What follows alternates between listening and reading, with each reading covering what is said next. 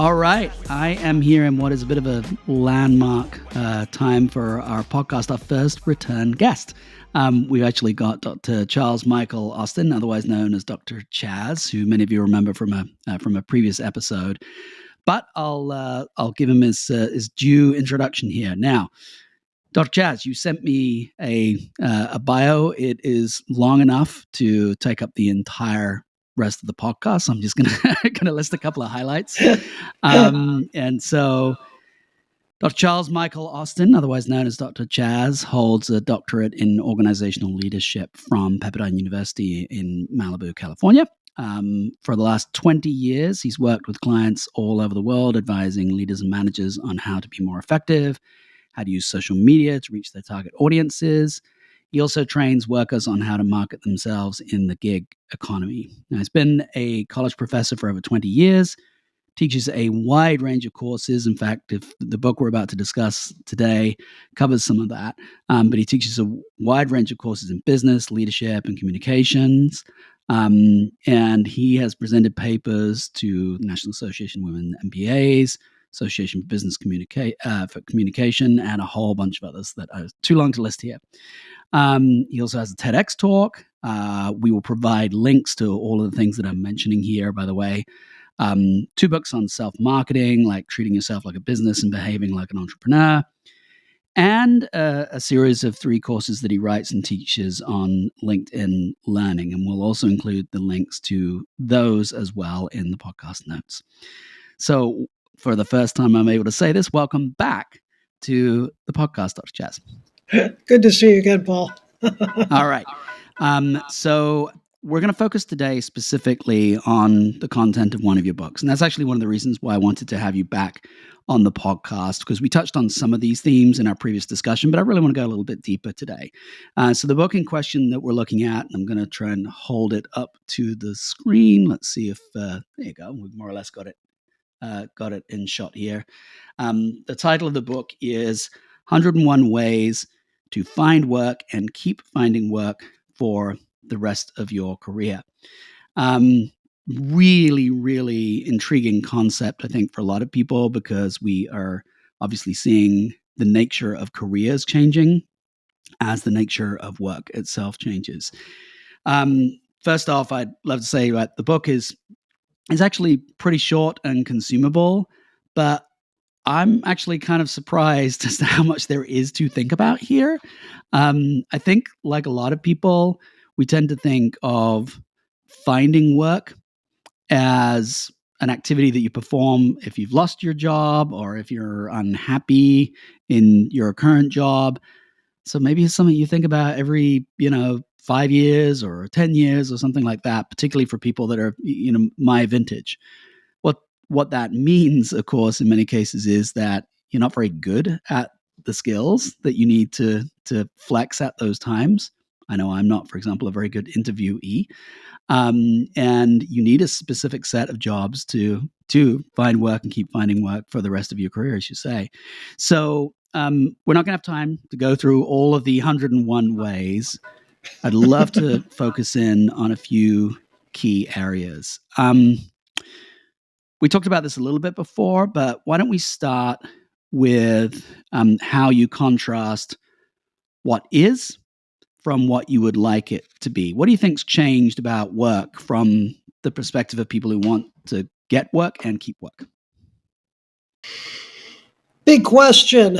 A number of factors. One is that employers don't want to pay benefits. They don't want to pay health insurance. We have a very broken health system in this country. Obamacare was designed to fix that. It has to a certain degree. But employers are reluctant to hire people full time, because then they have to pay the health benefits. So they'll hire them for 32, 36 hours, whatever is below the minimum. And then essentially they're contract workers, and they're not treated like employees.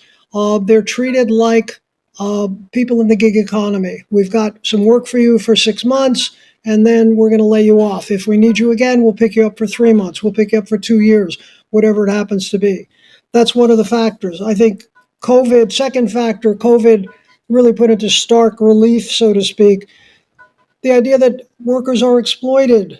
Companies don't really care about you. They will use you like rented furniture, and they will replace you if they possibly can with a robot or at least someone who works in another country for a fraction of the money because their focus is on taking care of the stockholders and making sure that revenues and profits go up every quarter so that the senior executives can get their bonuses. And as a worker, you're a liability.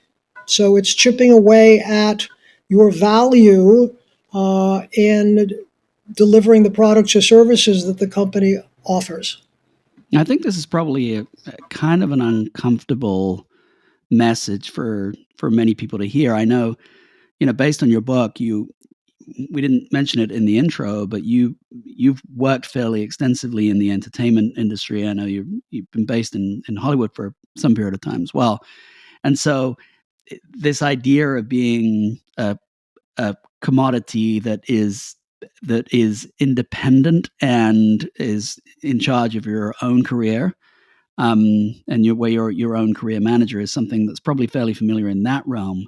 But would you agree that when you're working with individuals and kind of telling them how it is that an uncomfortable position for a lot of people that you work with? Everyone hates it. Not a lot of people, everyone hates this, regardless of how old they are. They don't want to know that the rules have changed. They don't want to know that they are a brand or that they have to self market or that all the work they put in and all the loyalty they're willing to give or have given is kind of worthless because companies don't care.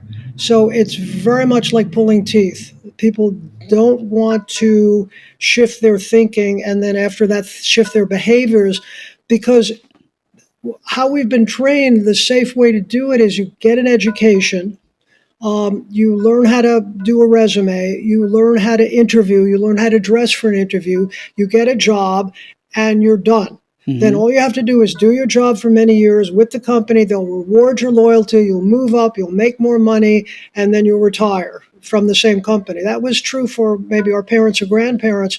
And to be told after you've done all the right things that that doesn't work anymore, they change the rules. It's like, I hate you. Don't tell me this. Okay. Yeah. I don't want to know it. I deserve a job. I've done what I was supposed to do. And now you're telling me that's not enough. That's correct. So they don't like me. I don't care. And I, te- I tell them, I don't care if you don't like this. This is the way it is. I'm not interested in your enjoying the idea of self marketing or branding yourself or anything else. It's just what we have to do. You don't have to like it. It's like I've used this example. If you move to Chicago, you need a winter coat.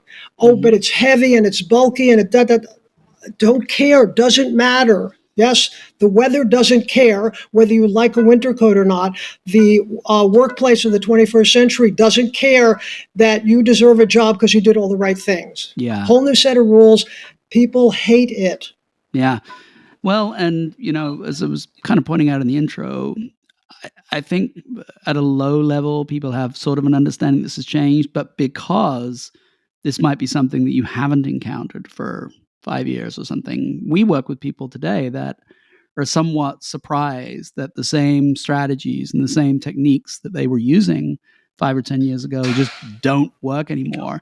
There's a piece in the book where you talk about the the way of getting work, and it's probably always been the case that who you know is really important, but people do have this sort of interesting opinion that you're going to submit a bunch of resumes and then a bunch of those resumes are going to get read, and then as they're read, people are going to think you look great on paper, and then they're going to call you in for an interview, and then you're going to ace the interview, and then you're going to get the job. And of course, in reality, that's all changing. It's even been changing a lot over the last year or two with these automated almost applications that people can make through social media platforms and so on for jobs. You mentioned in the book how that's equating to enormous numbers of people talking, applying for certain numbers of jobs, which is reducing the likelihood of your resume even being read in the first place, right? Nope. Very frustrating for people. They're still focused in with the private clients I have, with the courses I teach. They're still focused on the resume. If I just get my resume right, then I'll get a job. And no, no. Here's how it's going to work. We're going to get the resume out of the way. It's 1 or 2 pages. It's not Shakespeare. Okay, we're going to get it out of the way. You need it, but it's insufficient, and people hate it. And it's so frustrating for them. I sent it out. It's great. I worked on it for, months and months. I had different coaches, and it's perfect, and no one's paying attention to me. So then they throw it back on themselves and say there must be something wrong with me. And there's a lot of shame. I'm not good enough. I'm missing something. The resume's wrong. I'm too old. I'm too this. I'm too that. Um, and I have to pull them back from that brink and say, there's nothing wrong with you. There are new rules, and this isn't enough. I'm sorry. I know you worked hard on the resume. It looks terrific. But if no one's going to read it, not going to do you any good. We have to try. The way I put it is, the front door is filled with resumes. No one's reading them. It's the side door. It's knowing the people who are in a position to hire or refer you, either within the company or within that industry, and have them put in a good word for you, and have them refer you, and have them boost you up so you get the job, because the person hiring isn't reading the resume anyway. What they're doing is going to their friends and colleagues who they trust to say, who do you know who could fill the job? So it's not fair, and they don't necessarily hire the best person for the job. They hire the person who's going to fit with the team, who they can trust, or who was referred by someone who's a trusted colleague. And that's who gets the job. And if you understand that, then you start working the side door more now that your resume is in the front door and it's lost. Well, that's a neat segue into a couple of the other areas that I actually want to focus in on today. One of them is really about that concept of finding that soft door at that side door. Talk to me about networking.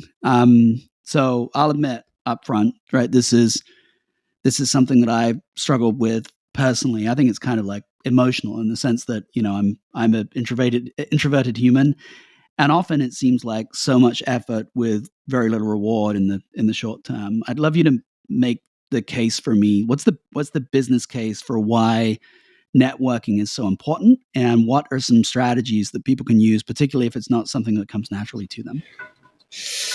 It's human nature to work with people we know and trust. Not necessarily the best person. I have a mechanic who works on my cars. Is he the best? I live in Los Angeles. Is he the best mechanic in LA? I don't know, and I don't care. He delivers for me consistently. I've used him for 10 years. I've referred 5 people to him, all of whom are now good customers. So it's that trust that's built in, and you build trust over time. I'm not going to hire you based on a pretty resume. I can't take the risk. Either it's my company and you're a good actor, and it turns out you actually want to be an actor, and you're just using me until you get an audition and then you're gone. Okay. Or you've got some other issues. I don't want to know about it. I'm busy. I'm going to go to people I know. So the first thing you have to understand before you network is, what is it you're selling? And now again, we back up from there. I have to sell. My God, I'm a podcast host. I'm a chemist. I'm a professor. I don't sell. I'm not in sales. You're in sales. Everyone's in sales. This is another thing they hate. I shouldn't have to do this. Yes. I had a nurse once. She'd been a nurse for 40 years. The hospital closed. I said, you're going to have to do a little networking. She said, I don't want to. I'm a nurse. I should just get to be a nurse. I shouldn't have to be out there networking. So the first step is understanding you're a brand. Then what is your brand? How do we define that? So I work with private clients. It takes a while for them to get this. What specifically can you do that people in your industry will pay for? We're not looking for likes, okay? We're not looking for fans. We're looking for money. What specific skills do you have that people will pay for? And what skills do you need to add to that skill set so you can make more money and be more attractive? So that means getting a hold of and starting relationships with people in your industry. And social media is enormously valuable for that as a start. Yes, I have over 35,000 followers on LinkedIn. They are not all close personal friends, But I hope what that does, what it allows me to do, is that people I want to target, I can now, since we are connected on LinkedIn, and you can use whatever social media platform works for your audience, but for me it's LinkedIn. It gives me an opportunity to maybe meet them in person. Yes. Interface with them, start developing a relationship with them. They're more likely to hire me because they know me. Yes, so it's knowing someone and developing that relationship, which takes time. This is how you get work, like it or not. And for an introvert like you don't have to like it. You'll probably always hate it. And I'm not, the goal is not that you be a brilliant networker. The goal is that you be a better networker such that you can always find work. That's all. Good enough. And very often in hiring too, good enough is good enough. There may be more. I have a job opening and there may be some very well qualified people, but I don't know them. So I'll hire you because I know you and you've delivered for me in the past, and I'm busy and we're done. Start tomorrow. Wow. A little bit of a side direction here, but let's jump into the point you made about LinkedIn. I think I know that, listeners to our podcast are often pretty active on LinkedIn. In fact, a lot of the guests that we have on the podcast, that's how we've connected with them in the first place on LinkedIn. But 35,000 followers on LinkedIn is quite some achievement, right? And I think what's really interesting about it is that there are two dynamics here. One is, how do you even go about casting as wide a net as that? Which obviously, when you're looking for work, increases the chances of success that you're going to have, or if you're looking to change your career trajectory. The second is, how do you manage that in a way that is beneficial, right? 35,000 followers on LinkedIn is amazing on paper in terms of people that are going to hear your voice. But how do you get from that, to your point about parlaying that into meaningful relationships with the people that you need to cultivate those meaningful relationships with? Good question. So first, how I built it. Once you define your brand, not only do you have a clear sense of what it is you offer that people will pay for, it also tells you who your audience is and who would be interested in buying your services. Mm-hmm. So the first line in my LinkedIn headline, which is also my soundbite, is that I train people to self-market for the gig economy. So I have to back up if I say that, because sometimes people don't know what the gig economy is yet. Mm-hmm. But I train people to do that. That tells me who my audience is. People who are unemployed, people who are looking for work, career trainers, high school counselors, people in higher education, because I target a lot of higher education. I teach at the college level, university level. Yeah.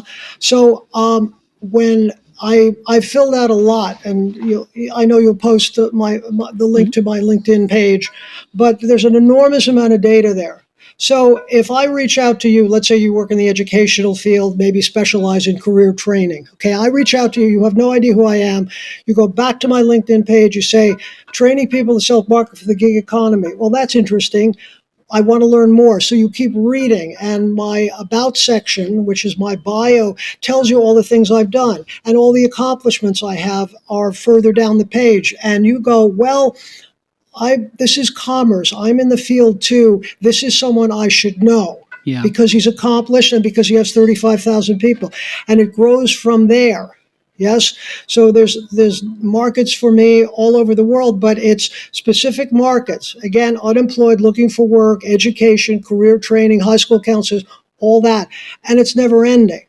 So that's the first part of the question. And give me the second part again.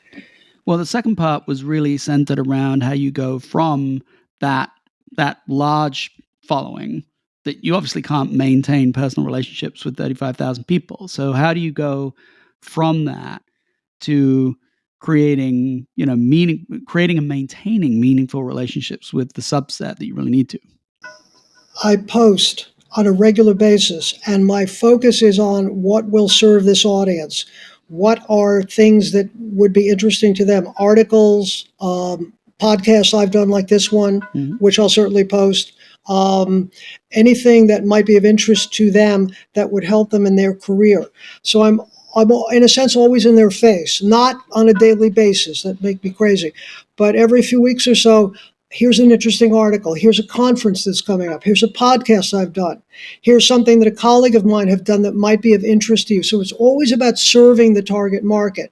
Out of that, I get work. People contact me. Oh, thanks for reminding me about you. We have another podcast coming up, or I need some coaching. I recently got a couple of clients straight from LinkedIn. I read about you on LinkedIn, or I heard a podcast, and I'd like you to coach me one on one. Or their teaching opportunities.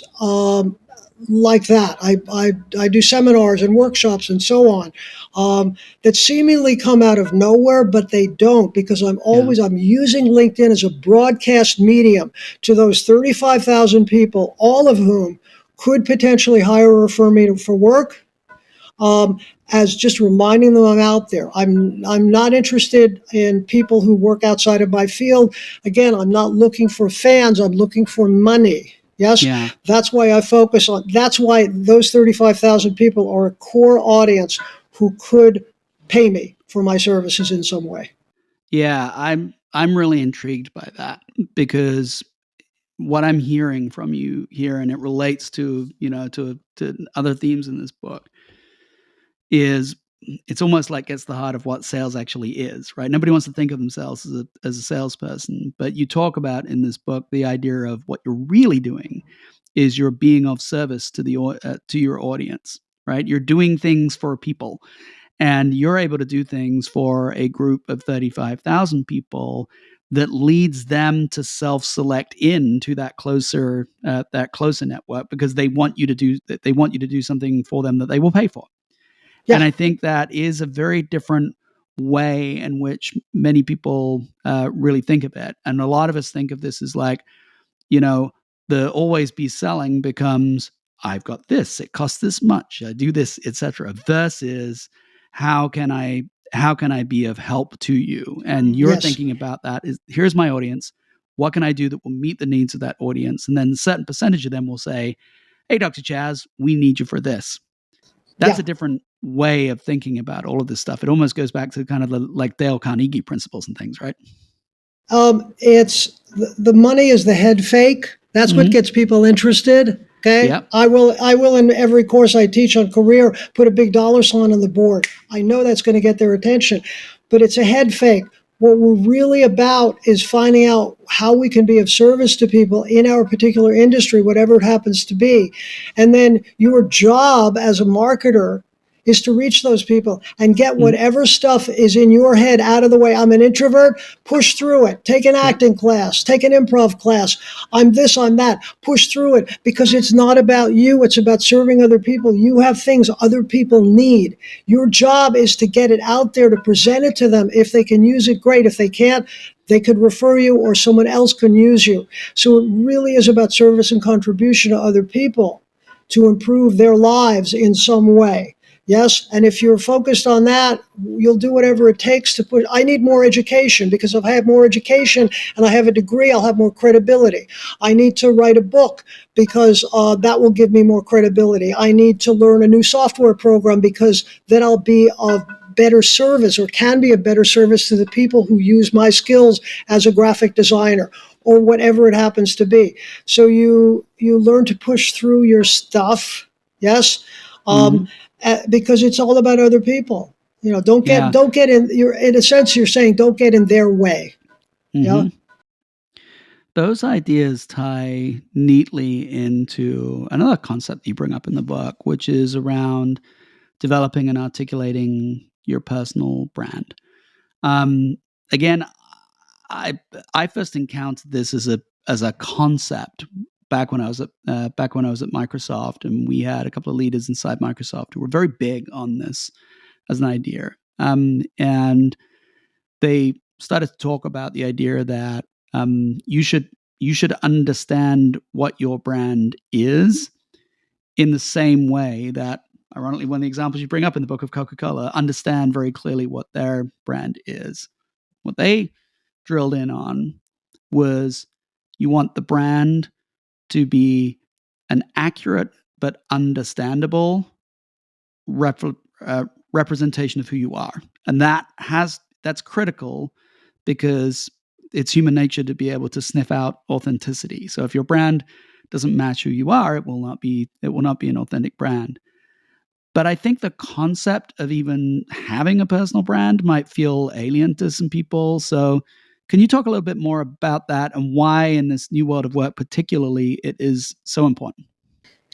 Um, First of all, the concept of you as an individual being a brand is foreign to most people. Mm-hmm. I'm what? I'm like Coca-Cola. I'm like Apple, IBM. What? What? No, no, no. I just work. I just need a job. Okay, calm down. Okay, you are a brand. It's a different marketplace. Okay, so that's where the coaching is really critical. Is having them number one understand the concept that they are a brand, and then defining it. What exactly is it, and how do we do it? How do we articulate it simply? Yes, so as you said, it's understandable.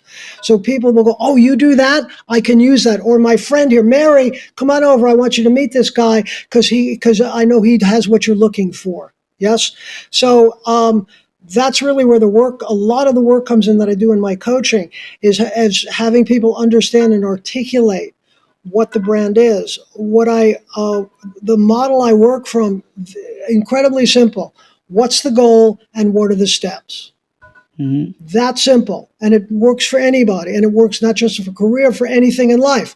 What's the goal? I want to go to London. What are the steps I need to take to get there? Yes. An airline ticket and the money and and the carving out the time, all that stuff, and all the granularity inside of that. So, what's the goal? Well, I really like graphic design, and I know Photoshop, I know Illustrator, and I'd really like to have a career as a graphic designer. Great. So that's the goal. Is you want to have your own shop? Oh yes, I've worked for other people for a long time. I want to open my own graphic design business. Good. That's the goal. Graphic design owner. Yes. Okay. What do you need to do? What are the steps? And it's frightening for people. Oh my God, I have to get a master's degree. I have to learn more programs. I have to get better computers. And I have to reach out to people who could use me, who could use a graphic designer that specializes in this. Am I going to do billboards? Am I going to do computer work? What am I going to do? Or is it a range of things? So they have to figure that out. Yes, and get it down to something reasonable, and then start pursuing the people who will help them, guide them, mentor them, and eventually refer them to other people who could say, "We could use you. What's your rate? Because we've got a job coming up next week." Like that. And suddenly you're in business. It's real. I have to I have to disabuse them of their fantasy and Mm-hmm. have sort of a grounded reality so that, yes, you can do this. And these are the things you need to do to get there. And this works for everyone, every field, every age. It's extraordinary. It's the same conversation for everyone. And everyone's got their stuff to overcome. Oh, I don't like school. Oh, I have a drug problem that I have to deal with. I'm in recovery. I have this, I have that. I got it. But you have a set of skills which you're now starting to understand that, and people don't. They always undervalue themselves because they've never had to self market. They don't realize how much they've got, how much they offer that people can use. So we start building that, and they go, I could do this, but I have to do the steps I have to take to get there. But am I willing to do that? And it's always the case. If you want it badly enough, you'll do whatever it takes. There's another part of the value that comes from this that I'm intrigued by as well. We do a lot of work with people around communications and specifically around written communications, and you call that out as an important skill in your work.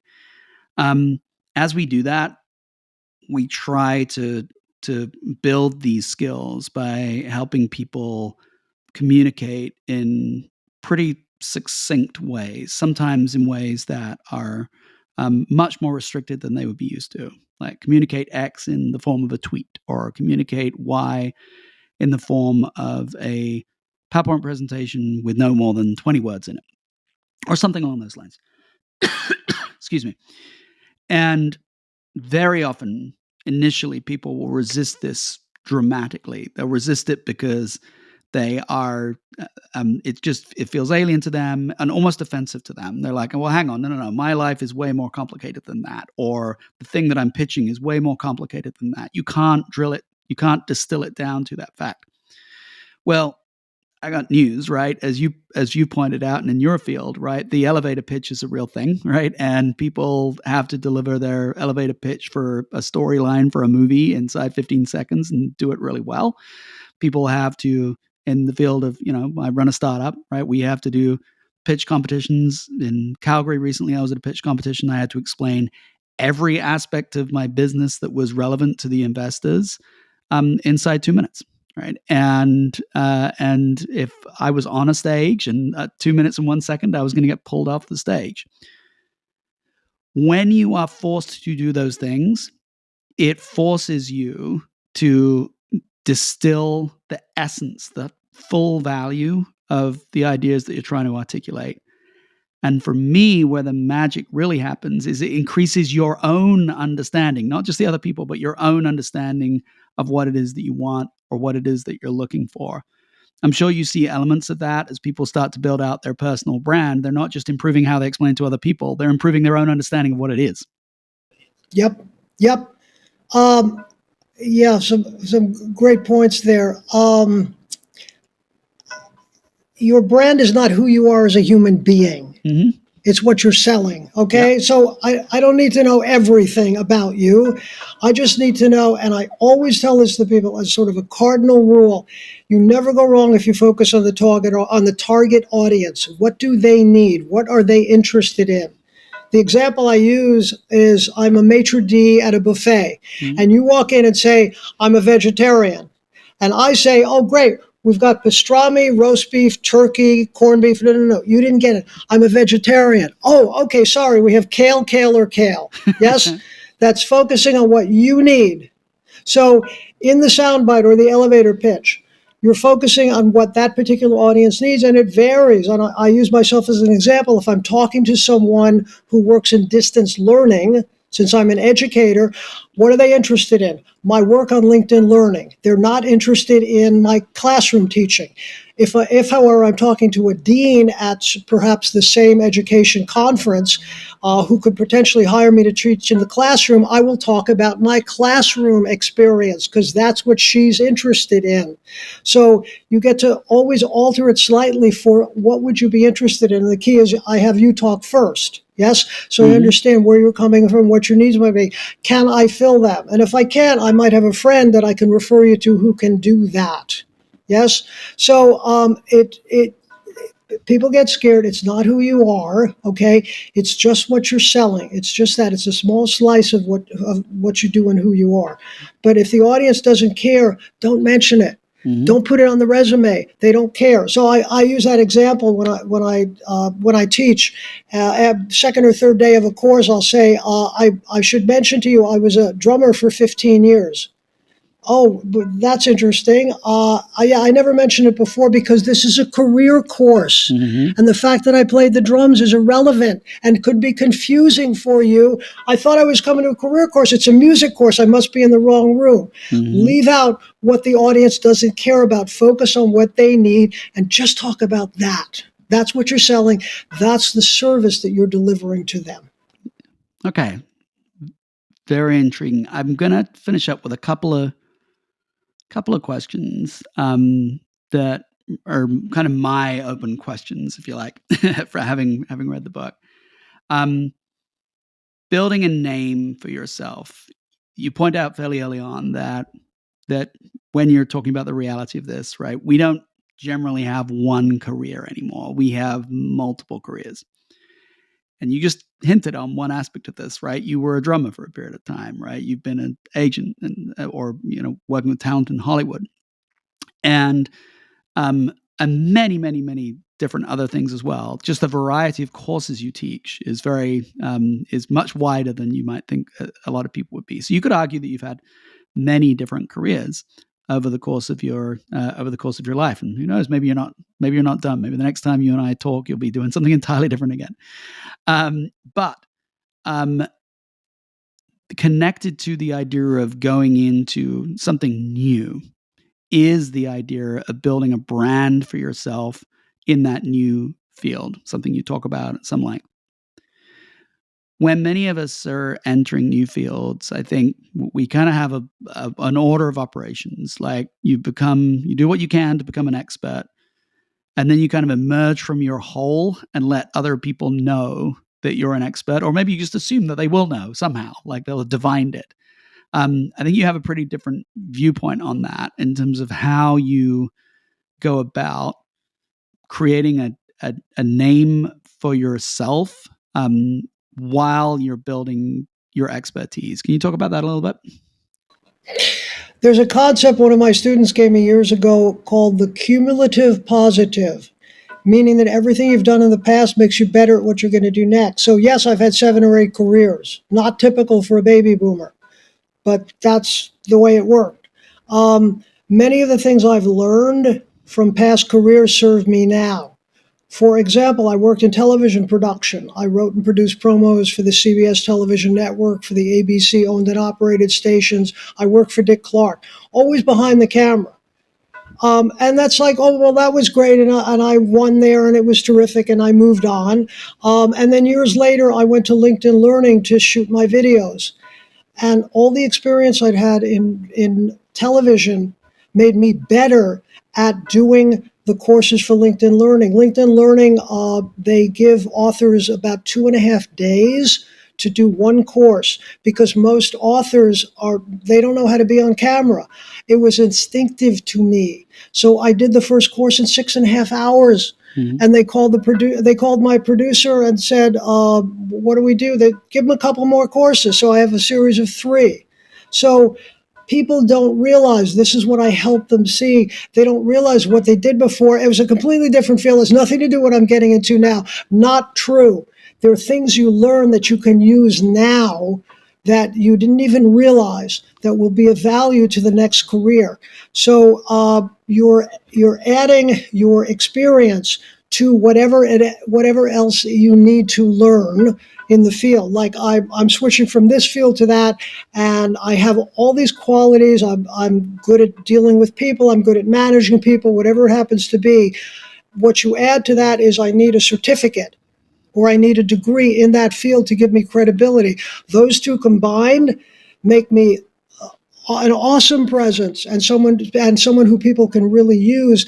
And I start building that among the people I already know and asking them to refer me to new people. And the new people say, hi, so-and-so referred you. Yes, I have all this experience. I'm shifting fields. I'm pivoting into a new field and I'm getting this certificate and this degree. Aha, credibility and experience. When you have the degree, you call me. We may be able to use you like that. Yep. Makes perfect sense. All right, let's wrap up with a section that should probably be in any book that helps anybody do anything: staying sane. And of course, your focus here is really kind of staying sane through the job hunting process. But it's a reality. We know that just the world of work itself is something that can be rough for people. It might be that you're working in a job that you don't like. It might be that you are in a team whereby you're struggling to bond with with intellectually and emotionally with your colleagues. It might be you got a terrible manager. So this idea of like sort of keeping your head and through all of this process as change is happening around you is something that's kind of becoming a little bit universal. I'd love to get your thoughts, just a couple of key strategies that you think are more important than anything else to help people stay sane through the process of keeping a job or stay sane through the process of looking for one. As you know, having read the book, there are chapters in the book on staying sane. Mm-hmm. Because it's a very tough process. It's lonely. I can't count how many colleagues have said to me, I had a great interview and I haven't heard back from them. Yeah. And I have to say, you did hear back from them. If they were interested, they would have called. Yeah. Yes? Yeah. So some of the tips are you need some sort of a routine, particularly if you're not working. Yes? Go to the gym on a regular basis. Another one is to compress your time. You can only look for work so many hours in a day. Go to the movies. Go see a friend, go have coffee, do something different, and let the universe sort of give it time to have the callbacks come. So those are some of the things you can do, but and you need to be around other people, because you get in your head. It's it's a dangerous place. Don't go in there alone, as they say in psychotherapy. Yeah. You want to stay out of your head, because it's never good thoughts. It's always, oh, I should have done this, I should have done that. Stop it. Okay, go take a run. Go dance. Do something. And always be out there meeting people, meeting new people, developing and deepening relationships, upping your skill set. And at some point, I say it's like jumping in the pool. You will get wet. You will find work. Great advice. Great advice for anybody who's struggling with any aspect of work right now. I hope the dancing is still working for you. You mentioned that's something else that you mentioned in the book. Really appreciate your time today, Dr. Chaz, and thanks for coming back on the pod. Thank you, Paul. It was great questions again. Thank you. Good to see you.